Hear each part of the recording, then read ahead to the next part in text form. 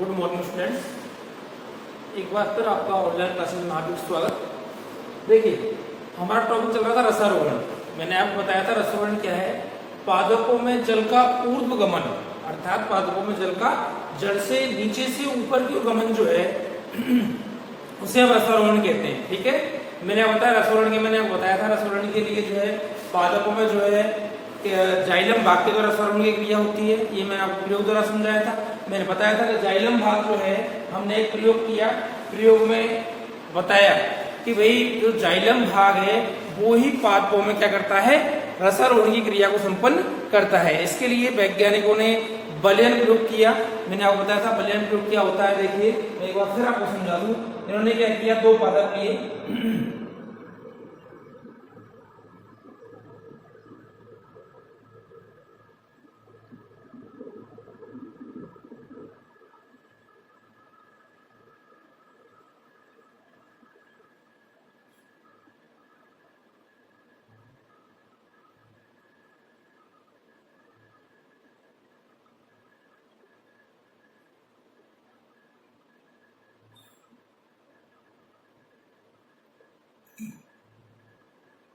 इन्होंने क्या किया, दो पादपों में पहले पादप जो है उसमें से फ्लोएम भाग को हटा दिया। क्या हटा दिया? फ्लोएम भाग को हटा दिया, ऊपर से छील दिया, बले बना दी, केवल जाइलम भाग उपस्थित है। क्या है इसमें? जाइलम भाग उपस्थित है। दूसरे पादप में क्या किया इन्होंने,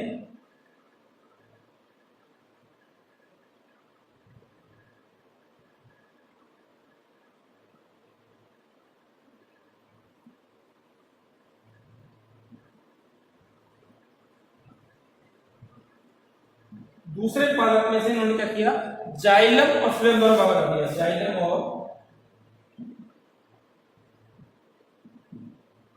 फ्लोएम दोनों भागों को हटा दिया। ठीक है, हटा दिया। इसमें से जाइलम भाग, इसमें से जाइलम और फ्लोएम भाग। इन्होंने देखा कि जाइलम फ्लोएम भाग हटाने के बाद भी इस पादप में जो है वो रसारोहण की क्रिया हो रही है, जबकि इस पादप में रसारोहण की क्रिया नहीं हो रही है। इससे इन्होंने सिद्ध किया कि भाई जो है रसारोहण क्रिया कौन करता है, जाइलम भाग जो है वो रसारोहण की क्रिया करता है। ठीक है, ये मैंने आपको पहले बता दिया। इसका एक एग्जांपल के साथ हमने समझा था। क्या हुआ, इन्होंने देखा कि भाई रंजकों का संचलन कैसे होता है। ठीक है, रंजकों का संचलन करके देखा। इन्होंने क्या किया, एक पादप जो है पादप की टहनी को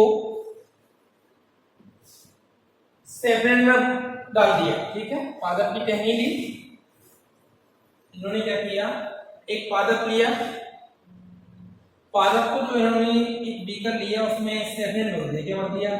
सेफ्रेन। ठीक है, इस भाग में इन्होंने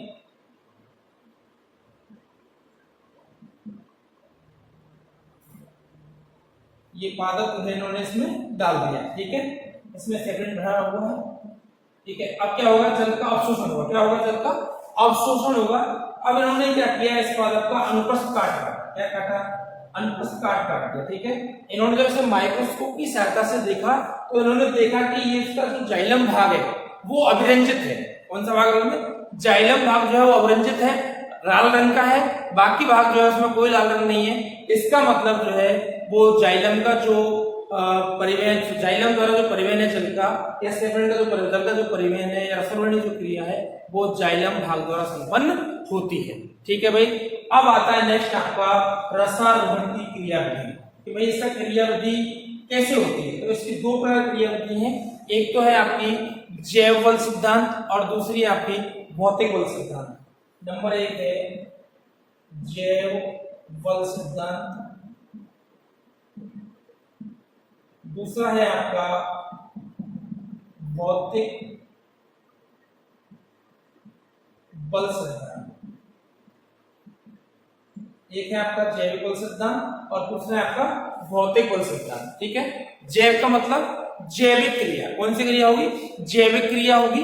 ठीक है, और भौतिक का मीन्स उसमें अंदर फिजिकल, मतलब जैविक क्रिया कोई रोल नहीं होगा उसके अंदर। जो है रसारोहण क्रिया जो होगी वो आपके डीपीडी, ओपी इनके माध्यम से रसारोहण क्रिया, वाष्पन के माध्यम से रसारोहण क्रिया होगी। तो देखिए, जैव क्रियाओं अर्थात जल का जो रसारोहण होता है जैव क्रिया, पहले में जैव क्रियाओं के माध्यम से होता है। जैव क्रिया के द्वारा श्वसन क्रिया होती है। इसके बारे में विभिन्न वैज्ञानिकों ने विभिन्न मत दिए। पहला जो है वो एक साइंटिस्ट थी बेस्टर मेयर, क्या थे?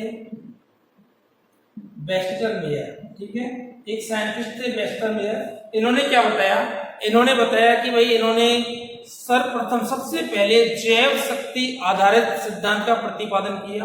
इनके अनुसार जल का ऊर्ध्व संचलन जो है वो जाइलम मृदुतक कोशिकाओं तथा वाहिकाओं जाइलम मृदुतक कोशिकाओं के द्वारा होता है। इन्होंने बताया कि जल का संचलन जाइलम मृदुतक कोशिकाओं द्वारा होता है। क्यों बताया भाई? मैंने बताया जाइलम में 4 भाग होते हैं। कौन कौन से होते हैं जाइलम में? वाहिकाएं, वाहिनिकाएं, जाइलम रेशे और जाइलम मृदुतक, ठीक है। तो ये तीनों भाग जो होते हैं जाइलम के, ये तीनों भाग कैसे होते हैं? मृत होते हैं। कैसे होते हैं? मृत होते हैं। ये जीवित भाग जो होता है वो केवल आपका जाइलम होता है। क्या होता है? केवल जाइलम भाग जो है वो जीवित होता है, जाइलम मृदुतक। और जाइलम मृदुतक के द्वारा ही जल के रसारोहण की क्रिया होती है, ठीक है। और ये दोनों वाहिकाएं और वाहिनिकाएं जो है वो जल के स्रोत, ये जल के स्रोत के रूप में काम आते हैं। ये जल के स्रोत अर्थात में जल जो है वो जैसे हम टैंक में पानी भर लेते हैं, इस प्रकार से जो है वो जलाशय के रूप में प्रयुक्त होती है, ठीक है। ये तो हुआ किसका? आपका बेस्टर मेयर ने बताया कि भाई इसका जो परिवहन है वो जाइलम मृदुतक कोशिकाओं के द्वारा संपन्न होता है। उसके साइंटिस्ट थे रिले पंप सिद्धांत, ये गोल्डन मस्की ने दिया था। साइंटिस्ट थे गोल्डन मस्की, साइंटिस्ट थे गोल्डन मस्की। इन्होंने रिले पंप सिद्धांत दिया। रिले पंप सिद्धांत प्रतिपादित किया किसने? गोल्डन मस्की ने जो है वो रिले पंप सिद्धांत प्रतिपादित किया 1884। कब किया था? 1884, ठीक है। इन्होंने क्या बताया? इन्होंने बताया कि जो है तने में जल का जो सोपान पक्ष परिपथ के रूप में संचलन होता है, वह संचलन 2 बलों के बल नियंत्रण होता है। पहला है आपका वायुमंडलीय दाब। मैंने बताया जल का जो नियंत्रण 2 भागों में होता है। नंबर 1 है वायुमंडलीय दाब। पहला है वायुमंडलीय दाब, अर्थात जो है वायुमंडलीय दाब जो है वो जल का नियंत्रण करता है। और दूसरी है मज्जाकर्णों की मृदुतक कोशिकाएं। दूसरी क्या है? मज्जाकर्णों की मृदुतक कोशिकाएं। ये 2 जो है वो जल के संचलन को नियंत्रण में, या जल का जो संचलन है उसको नियंत्रित करने का कार्य करती है, ठीक है। इनमें जो है वो मज्जाकर्णों की कोशिका, मृदुतक कोशिका जो है, इनमें जो है वो परासरणी दाब, कौन सा? परासरणी दाब द्वारा ये जो है जल का नियंत्रण जो है वो नियंत्रित होता है, ठीक है। ये बताया था किसने भाई? रिले पंप सिद्धांत में गोल्डन मस्की ने। तीसरा आता है आपका सर्जे-वॉस का स्पंदन सिद्धांत। एक साइंटिस्ट थे आपके सर जेसी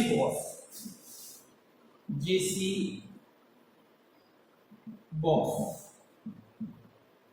सर जेसी बॉस। इन्होंने क्या बताया? इन्होंने एक सिद्धांत दिया जिसे स्पंदन सिद्धांत कहते हैं। स्पंदन सिद्धांत, ठीक है। इन्होंने क्या बताया कि भाई पादप में किसी भाग में स्पंदन होता है, उस स्पंदन के माध्यम से जो है वो जैसे अपने दिल की धड़कन चलती है, इस प्रकार से जो है वो स्पंदन होता है।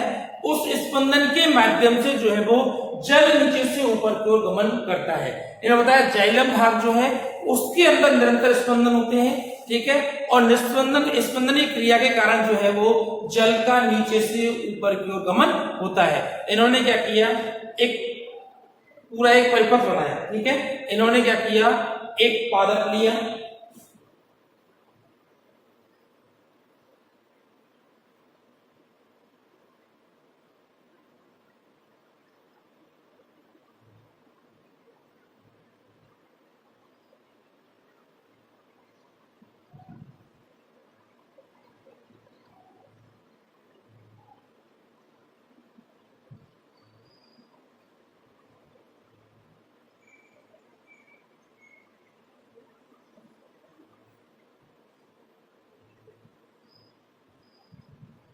ये एक पादप ले लिया इन्होंने,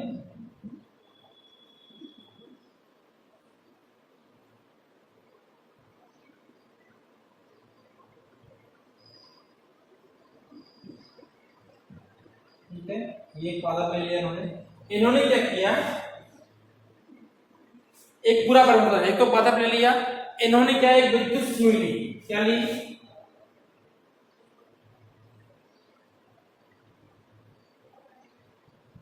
एक विद्युत सुई ली इन्होंने, ठीक है।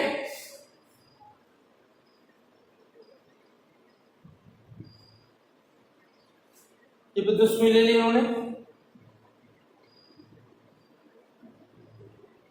इसमें इन्होंने एक परिपथ बनाया, ठीक है। इस परिपथ में इन्होंने एक कुंजी ले ली, एक गैल्वेनोमीटर ले लिया, क्या ले लिया, गैल्वेनोमीटर ले लिया, और एक तार को जो है पादप किसी अंदाज से जोड़ दिया, ठीक है। चार चीज ली, एक पादप लिया, एक गैल्वेनोमीटर लिया, एक सुई ली और एक परिपथ जोड़ने कुंजी ली, ठीक है। इनको लेकर के इन्होंने क्या किया कि अब इस सुई को धीरे धीरे धीरे धीरे इस पादप में प्रवेश करवाया, ठीक है।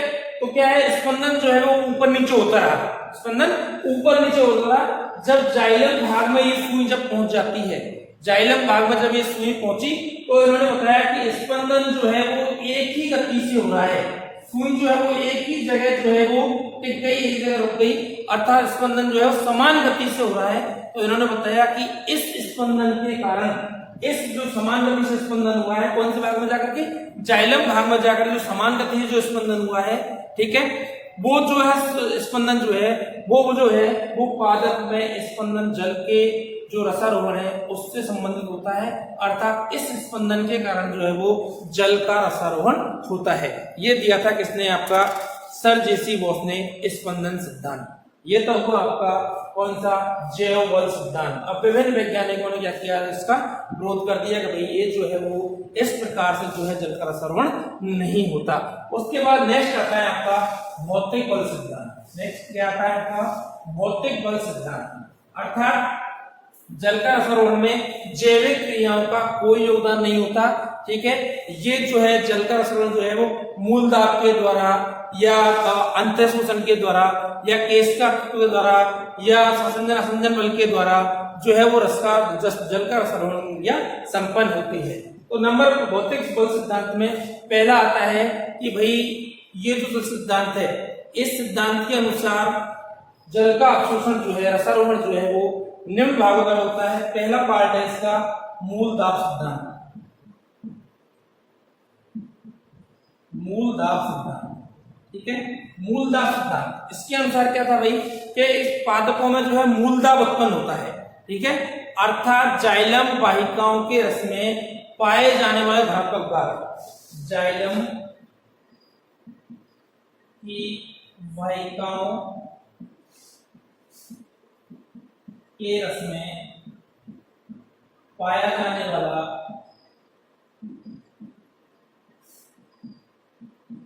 धनात्मक दाब क्या कहलाता है, आपका मूल दाब कहलाता है। क्या कहलाता है, मूल दाब कहलाता है, ठीक है। जाइलम की जो है आपके वाहिकाओं के रस में जो दाब है, कौन सा, धनात्मक दाब, उससे हम मूल दाब कहते हैं। इन्होंने क्या बताया कि भाई इसके सिद्धांत में स्टीफन हेल्स और विचार ने भी, इन्होंने भी दिया कि इस मूल दाब के कारण जल जो है वो नीचे से ऊपर की ओर गमन करता है, ठीक है। अब इसके द्वारा केवल जल जो है वो 60 फुट की ऊंचाई तक पहुंच पाता है, ठीक है, अर्थात 60 फुट से ऊंचा जाने के लिए अन्य सिद्धांत की आवश्यकता होती है। इसका मतलब ये सिद्धांत केवल 60 फुट के पादपों तक ही सीमित रहा, ठीक है। कौन सा, आपका मूल दाब सिद्धांत। इसके बाद जो है मूल दाब सिद्धांत के बाद दूसरा सिद्धांत दिया वैज्ञानिकों ने कि भाई अंतः शोषण सिद्धांत, ठीक है, अंतः शोषण सिद्धांत। दूसरा दिया आपका अंतः शोषण सिद्धांत, दूसरा है अंतः शोषण सिद्धांत, अर्थात जल का जो है वो अंतः शोषणीय क्रिया होती है, ठीक है। अंतः शोषण क्रिया क्या है, जलप्रिय कोलाइडर द्वारा जल के अवशोषण को, जलप्रिय कोलाइडर द्वारा जल का अवशोषण, जलप्रिय कोलॉइड द्वारा जल का अवशोषण जो है वो अंतःशोषण कहलाता है। क्या कहलाता है आपका? अंतःशोषण। हम जानते हैं, आप देखते हो कभी कभी क्या होता है, जब बरसात के दिनों में हमारे गेट जो है वो गेटों में जो है गेट जो है वो लगने में बहुत दिक्कत करते हैं, टाइट हो जाते हैं। क्यों हो जाते हैं? क्या क्यों टाइट हुए वो गेट? क्योंकि वो जल का अंतःशोषण करते हैं। क्योंकि जल लकड़ी जो है वो जल का जलप्रिय ऐसे जलप्रिय कोलॉइड उसमें उपस्थित होती हैं, जिसके कारण वो जल का अवशोषण करती हैं। अवशोषण के कारण क्या है, वो अंतःशोषण के संपन्न होती है, वो फूल जाती है। ठीक है। तो दूसरा है आपका अंतःशोषण क्रिया। ठीक है, जिसमें जलप्रिय कोलॉइड द्वारा जल का अवशोषण होता है, इसे हम अंतःशोषण कहते हैं। ठीक है, इसके द्वारा जो है वो जल का अवशोषण होता है। ठीक है, इसका समर्थन सेक्स नामक वैज्ञानिक थे, इन्होंने इसका समर्थन किया था। ठीक है, अर्थात इन्होंने बताया कि जल जाइलम की वाहिनिकाएं जो होती है उनके अंदर जो है वो जलप्रिय कोलॉइड उपस्थित होते हैं, जिसके कारण वो जल का अवशोषण करते हैं और अवशोषण के द्वारा जल जो है ऊपर की ओर गमन करता है। ठीक है, ये हुआ आपका अंतःशोषण सिद्धांत। उसके बाद नेक्स्ट है आपका केशिकात्मक सिद्धांत। थर्ड दिया था आपका केशिकात्मक सिद्धांत। केशिकात्मक सिद्धांत थर्ड दिया था आपका केशिकात्मक सिद्धांत भौतिक बल में। इन्होंने इसमें क्या था, इसमें जो है बहुत ही कम व्यास वाली नलिकाओं में पृष्ठ तनाव के द्वारा जल का ठहराव। ठीक है, बहुत कम व्यास, मतलब बहुत पतली, केशिका मतलब पतली, बहुत पतली, मीन जो नलिकाएं जो होती हैं उनमें पृष्ठ तनाव के द्वारा जल के उठाव की क्रिया को या जल के ऊपर जाने की क्रिया को क्या कहते हैं? केशिकात्मक कहते हैं। ठीक है, कैपेबिलिटी केशिकात्मक कहते हैं। अर्थात मेन जो केशिका हैं उनके द्वारा जल का जो ऊपर की ओर परिवहन होता है वो केशिकात्मक सिद्धांत के अंतर्गत आती है। ठीक है, इनका चूंकि इनमें व्यास बहुत कम होता है, अर्थात जल की जो गमन है वो बहुत तेजी से होता है। ठीक है, क्योंकि केशिका कैसे होती है? बहुत पतली होती है। ये हुआ आपका केशिकात्मक सिद्धांत। उसके बाद जो है नेक्स्ट आता है वायुमंडलीय दाब सिद्धांत। नेक्स्ट क्या है आपका? वायुमंडलीय दाब सिद्धांत।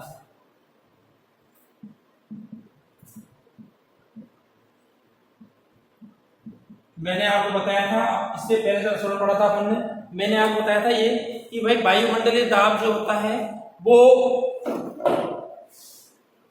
मूल जो मृदा जल है उसका वायुमंडल दाब जो है वो कम होता है, जबकि कोशिका रस का वायुमंडल दाब क्या होता है? अधिक होता है। 2 से 8 कोशिका रस का वायुमंडल दाब 2 से 8 होता है, वायुमंडल होता है। और जो मृदा जल है, मृदा जल का जो वायुमंडल दाब है वो 0 से 2 होता है। ठीक है, अर्थात जो है मृदा जल में वायुदाब कम है, बाहर वायुदाब अधिक है। ठीक है, वायुदाब अधिक होने के कारण जो है कोशिका रस में के अंदर जल का क्या होता है? परिवहन होता है, और ये जल जो है वो ऊपर की ओर गमन करता है। ठीक है, और वायुमंडल दाब के द्वारा भी जल का अवशोषण होता है। ठीक है, नेक्स्ट है आपका ससंजन तनाव अथवा वाष्प खिंचाव सिद्धांत। ठीक है, ससंजन तनाव। अब देखिए नेक्स्ट है आपका ससंजन सिद्धांत। ससंजन सिद्धांत। ठीक है, अब ससंजन और असंजन आपको पता होना चाहिए, जैसे वाष्पोत्सर्जन सिद्धांत भी कहते हैं। ठीक है, अब आपको पता होना चाहिए कि समान अणुओं के मध्य लगने वाला बल क्या कहलाता है? आपका ससंजन बल कहलाता है। और असमान अणुओं के मध्य लगने वाला बल जो है उसे हम आसंजन बल कहते हैं। जल और जल के अणुओं के मध्य, जल एवं जल के अणुओं के मध्य जो बल लगेगा उसे हम कहते हैं ससंजन बल। ठीक है, और जल तथा वाहिकाओं या वाहिनिकाओं कोश का भित्ति, वाहिकाओं की भित्ति के अंदर जो बल लगता है उसे हम कहते हैं आसंजन बल। क्या कहते हैं उसे? आसंजन बल। ठीक है, अब होता क्या है, जब समान अणुओं के बाद तो ससंजन बल लग रहा है, तो वो जो आपस में जो अणु है वो एक दूसरे बंधे हुए हैं, तो ये नीचे से ऊपर तक ये ससंजन बल और भित्ति पर जो लगने वाला बल है वो आसंजन, इस बल के द्वारा जल का लगातार अवशोषण जो है वो होता रहता है। और ऊपर जो वायुमंडल दाब है, बाष्पोत्सर्जन हो रहा है। तो जब बाष्पोत्सर्जन हो रहा है उस समय क्या होगा आपको पता होना चाहिए, बाष्पोत्सर्जन जब होता है तो वहां पर डीपीडी जो है वो बढ़ जाती है, पत्तियों की डीपीडी बढ़ जाती है। डीपीडी बढ़ने के कारण उसका ओपी बढ़ जाता है, नीचे की कोशिकाओं में ओपी कम होता है, ऊपर की कोशिकाओं में जल निकलने से ओपी बढ़ जाता है, जिसके कारण जल जो है वो ऊपर की ओर गमन कर जाता है। अर्थात जल जो है वो कम डीपीडी से अधिक डीपीडी की ओर गमन करता है। ठीक है, जिससे क्या होता है नीचे वाली कोशिकाओं डीप बढ़ जाता है, वो और नीचे वाली कोशिकाओं जल अवशोषण कर लेती है। इस प्रकार यह क्रिया लगातार चलती रहती है। इस प्रकार ससंजन या बासु सिद्धांत के द्वारा जल का अवशोषण लगातार होता रहता है। अर्थात रसायनिक क्रिया जो है वो किसके द्वारा होती रहती है, इसके द्वारा लगातार होती रहती है। और एक तनाव उत्पन्न होता है लगातार। देखिए जो ऊपर पत्ती के द्वारा, इधर देखिए हमने उस दिन भी आपको बताया था कि जो पत्ती जो है, जब पत्ती के द्वारा जब जल का बाष्पोत्सर्जन होगा, ठीक है, तो पत्ती की जो बाह्यस्तर की कोशिकाएं जो है, अंदर जो है, वहां पर क्या हो जाएगी, जल की कमी हो जाती है, अर्थात वहां डीपीडी बढ़ जाता है। ये यहाँ से कहाँ पहुंचती है आपकी, कहाँ आता है, ये बलकोटीय कोशिकाओं को पता लगता है। जो उसकी जो अंतःस्रावी कोशिकाएं जो होती हैं उनमें जो है पता लगता है कि भाई ऊपर जो है जल की कमी हो चुकी है। ठीक है, तो क्या होता है, इनका डीपीडी अधिक, नीचे वाली कोशिका डीपीडी कम, तो क्या जल जो है वो नीचे से ऊपर की ऊपर वाली कोशिकाओं में आ जाता है। उससे क्या होगा, इन कोशिकाओं में जल की कमी हो जाती है। ये कोशिका बलकोटीय कोशिका से ग्रहण करती है, बलकोटीय कोशिका अंतःस्रावी कोशिकाओं से लेती है, ये जो है फिर जाइलम तक पहुंच जाती है। इस प्रकार पूरे जाइलम रस में तनाव उत्पन्न हो जाता है, जिसके कारण जल जो है वो नीचे से ऊपर की ओर गमन करता है, अर्थात रसारोहण की क्रिया संपन्न होती है। ठीक है, आज के लिए इतना ही। नेक्स्ट क्लास में मैं आपको जो है इसके बारे में और बताऊंगा। तब तक के लिए थैंक यू, धन्यवाद।